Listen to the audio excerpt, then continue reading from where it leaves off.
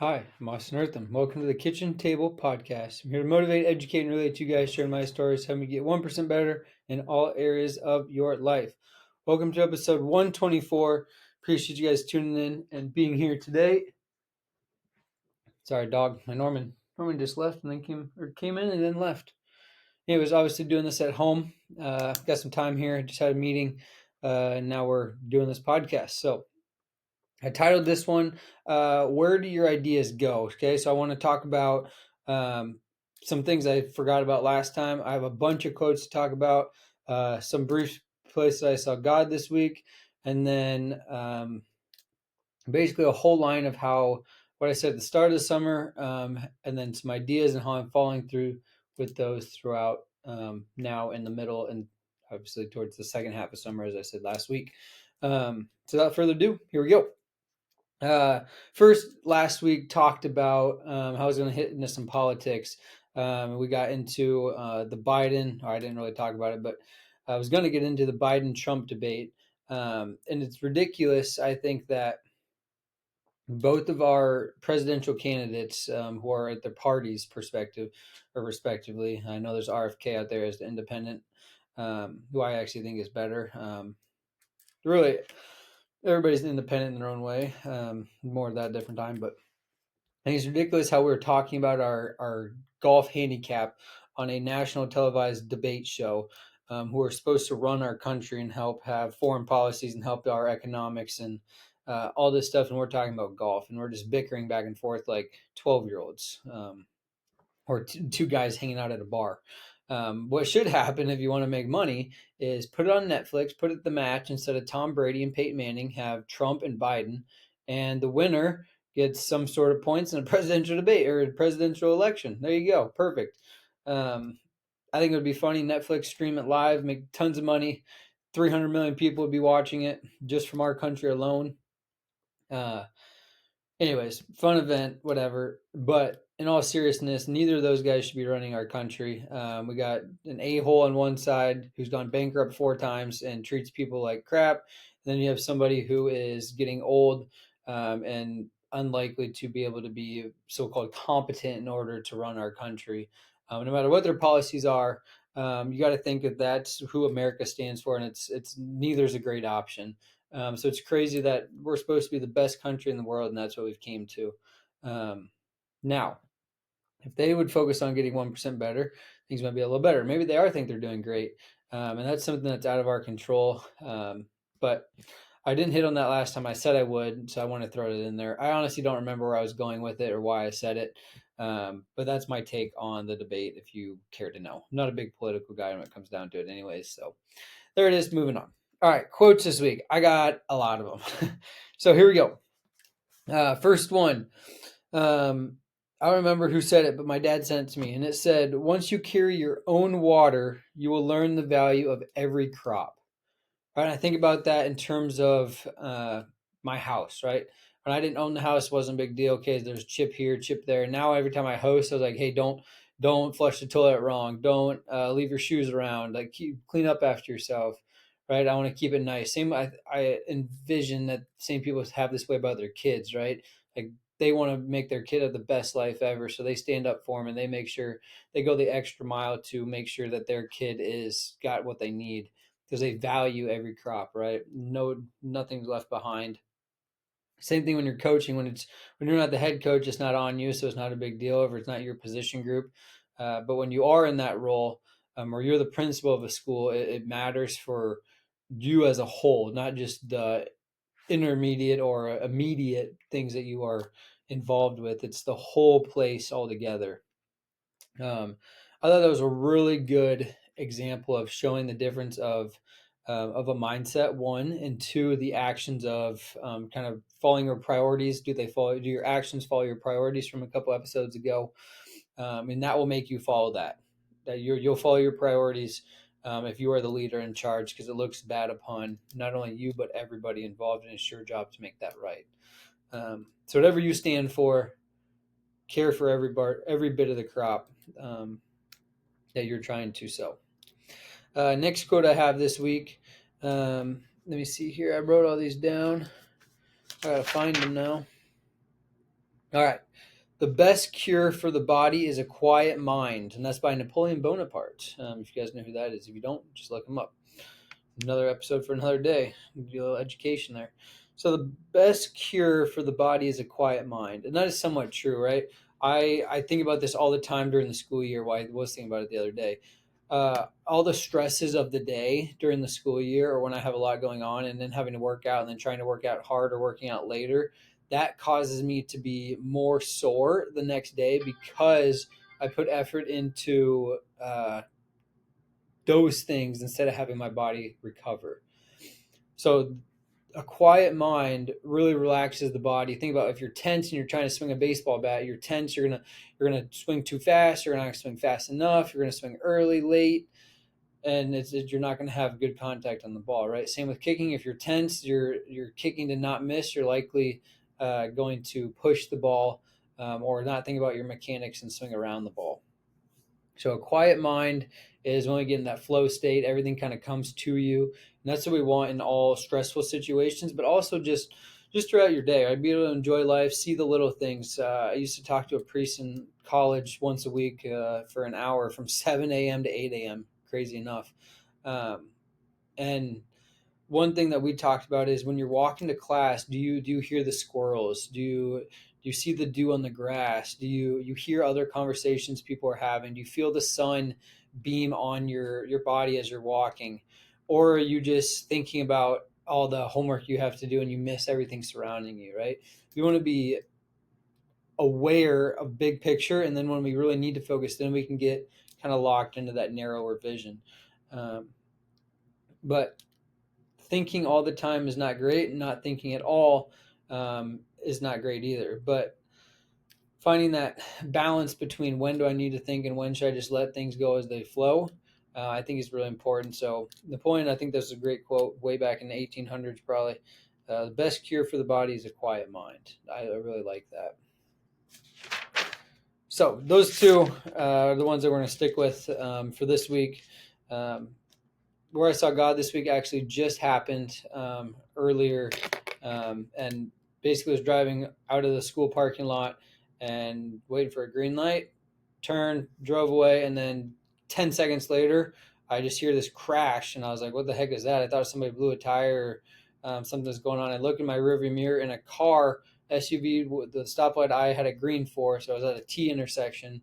I had to turn from the T, and then the highway is going straight, and this car is going 55 miles an hour. Another worker pulling out of the school was turning to go the opposite direction, and the car just smacked right into him.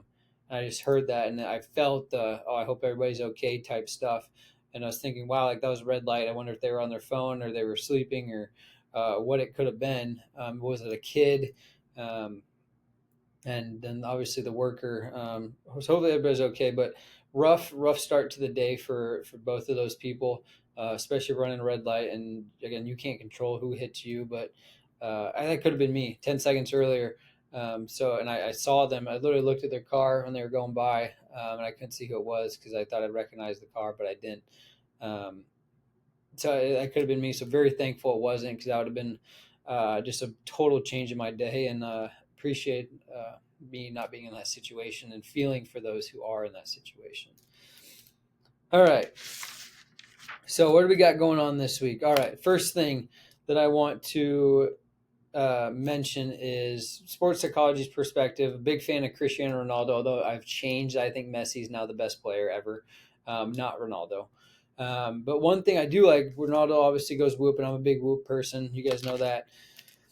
He wrote three things, aspects of life that they're always true. And I think about this no matter what season it is. I know it's the second half of summer, and that's what we're focusing on right now. But I really think about when school starts versus middle school, versus the end of school versus summer, and just kind of my goals and what I'm trying to do. And no matter what, there's always these three things, right? There's pain, number one, right? Something's not going to go right. I went out to somebody and reached out to somebody for sports psychology this week, another business, and they said they're already working with somebody, but they're keeping their options open, which is great. I appreciate them keeping their options open and being honest with me. It sucks that they said no, and I mean that feeling of being denied is never fun, but it's part of the business, and it's nice. And really, I still won because I put myself out there.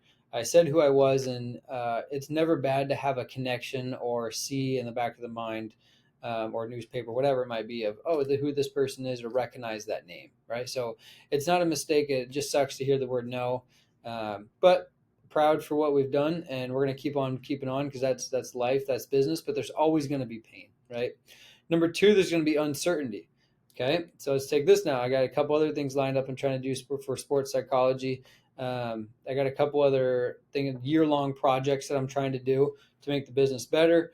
I have a couple of things I need to accomplish during the school year, but then I think, all right, during the school year, I can't work out. And really, my uncertainty is I have these goals, but none of these goals are reaching what I really want to do, which is be the top of something, right?